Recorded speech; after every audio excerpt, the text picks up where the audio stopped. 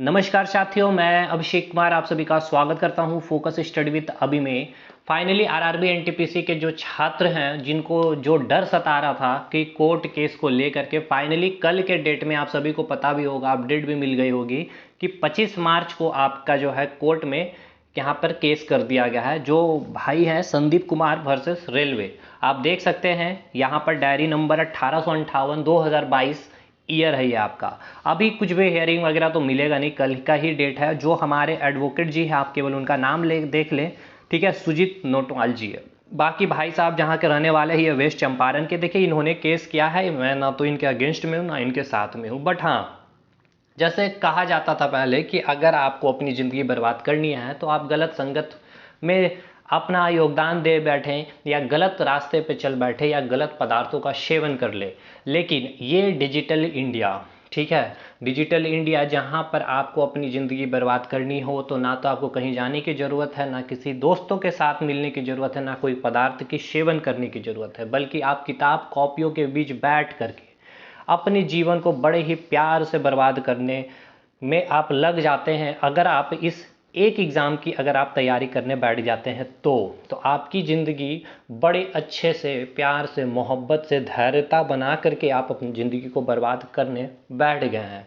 क्योंकि इस बार जो हुआ है ये आपको यही बता रहा है कि जो वैकेंसी, सबसे पहले अगर हम चले थोड़ा सा बैकग्राउंड में, क्योंकि कई सारे छात्रों का एक मिथ है कि 5 साल या 2 साल या 3 साल कोरोना के कारण लेट हुआ है, तो कोई बड़ी बात नहीं है।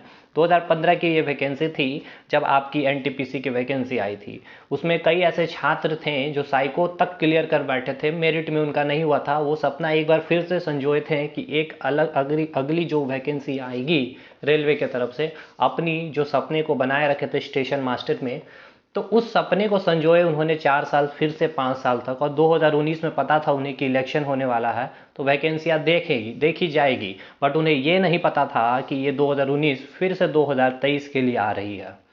तो यहाँ पर इतनी मशक्क़त करके तो पहले आपने उनका एग्ज़ाम उनको बोला कि करवा लो सर, कोरोना था, ठीक है, वो बातें मान ली गई। लेकिन फिर से बीच में फिर से कोरोना आया। हालांकि उस दौरान एसएससी एक जो आपकी बॉडी है, वो भी एक गवर्नमेंट जॉब की जो वैकेंसियाँ देती है वो एग्ज़ाम ले रही थी। लेकिन ये साहब बोले आप लोगों को कि कोरोना है, आप अभी घर पे बैठ कर धैर्यता बनाएं और ज़िंदगी बर्बाद करते रहें।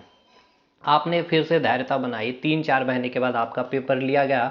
और फिर ले जाने के बाद उन्हें पता होना चाहिए था कि पेपर के बाद रिजल्ट भी दी जाती है, शायद वो भूल गए। फिर आपने उन्हें याद दिलाया, एक कैंपेन किया, ट्विटर कैंपेन के बाद उन्होंने रिजल्ट दिया।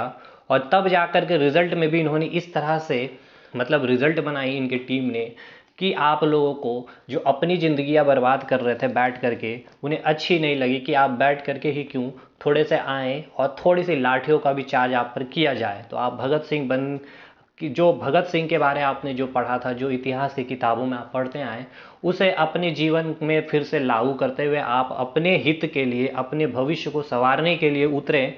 और लाठियों का चार्ज भी सहा आपने। कई छात्र जिनका सिलेक्शन भी कई ऐसे पोस्ट में हो रखे थे, पेपर मेंस का था, लेकिन वो गिरफ्तार हो गए थे। कई छात्रों को अब उनसे राहत मिल गई है, लेकिन वो छात्र गिरफ्तार है रिवाइज रिजल्ट का डिमांड लेकर के। तो रिवाइज रिजल्ट तो आ जाएगी सर, लेकिन वो छात्र के बारे में कुछ सोच लीजिए, ठीक है।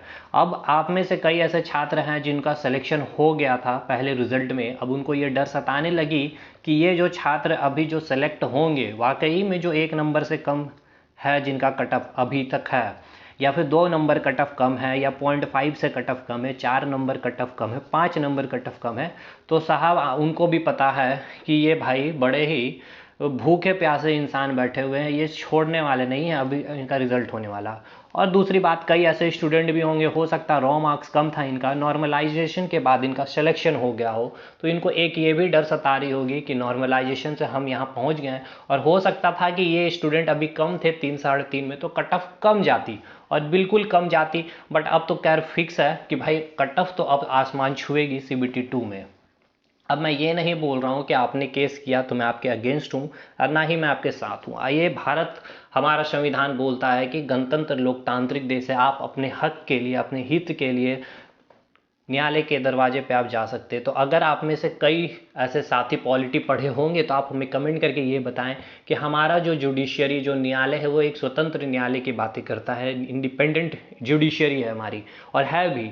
तो आप हमें बताइए कि ये इंडिपेंडेंट जुडिशियरी हमने किस देश से अपने संविधान में लिया है। हमने कई सारी ऐसी क्लासेस दी है, पॉलिटी की, इतिहास की, ज्योग्राफी की, विश्व भूगोल की, साइंस में पूरी बायोलॉजी पढ़ा दी है मैंने, हर एक चीज़ को। तो आप में से कहूँगा कि आप जो बैठ के रेलवे की इतनी धैर्यता से अपनी जो तैयारियाँ की है, धैर्यता देकर के केवल 10 मिनट हमारे चैनल के लिए निकाले तो बहुत ही आनंद आपको फील होगा, ज्ञान की प्राप्ति और आनंद की अनुभूति जिसे हम कहते हैं। मिलेंगे एक नई वीडियो में एक नई अपडेट के साथ, कुछ अच्छी उम्मीदें लेकर के। रेलवे की जो चाह थी, आप में से कुछ हो सकता है कि उनके चाह को पूरा भी कर दिया, बट मेरे तरफ से रेल मंत्रालय में बैठे रेल मंत्री जी को हाथ जोड़ करके नम्र निवेदन है, सर आप आईआईटी छात्र रह चुके हैं और एक मेधावी छात्र भी हैं, आप छात्रों की पीड़ा बड़े बखूबी से समझेंगे और 15-20 दिन में इनके जो सपने को इतने दिनों से ये संजोए थे, इनके सपने को आप सच करने के लिए कुछ अच्छा स्टेप 20-25 दिन में चीज़ें काफ़ी जल्दी सॉल्व कर दी जाएगी।